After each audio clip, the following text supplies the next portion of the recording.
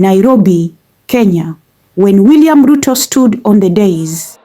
I, William Samoei Ruto, Hand on the Bible, pledging to protect the Constitution and defend the rights of every Kenyan, hope flickered across the country like sunrise on the savannah.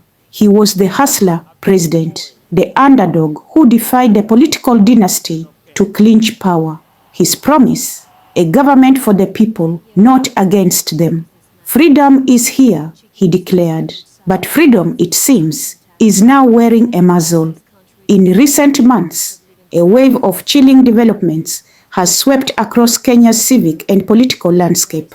Critics of the Ruto administration, from vocal opposition figures and civil society watchdogs to daring journalists, are increasingly finding themselves in handcuffs, courtrooms, or corners of fear. Take the case of activist Boniface Mwangi, who has been no stranger to state scrutiny.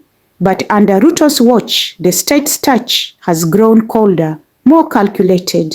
After posting fiery criticisms of government spending and alleged graft, Mwangi found himself interrogated by police again, this time over vague cyber harassment charges. The message, loud and clear: speak out and we'll be listening. Or consider the whispers in Kenyan newsrooms, not yet screams, but growing louder. A prominent editor at a major daily, speaking on condition of anonymity, told us there's pressure, subtle, sometimes direct. Editors are getting calls after stories go up. The message is, be careful. This is not the Kenya Ruto promised, not the free, fair, and fearless society he spoke of from pulpits and campaign rallies. Instead, a different picture is emerging, one of a president who campaigned as a rebel but now governs like a ruler spooked by shadows. Analysts say he's falling into a familiar trap, using the machinery of the state to smother dissent, all while preaching reform on the international stage. It's a bait and switch, says political analyst Dr. Lydia Mwakazi. He sells freedom but delivers fear. Meanwhile, bills tightening control over digital content and government surveillance powers are quietly making their way through parliament.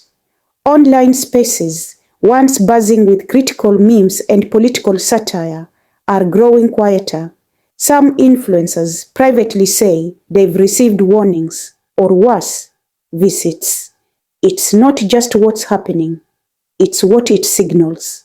For a man who once railed against the arrogance of power, William Ruto is beginning to look a lot like the establishment he promised to dismantle. And Kenyans, who voted for change, are left wondering, was the hustlers' revolution a mirage?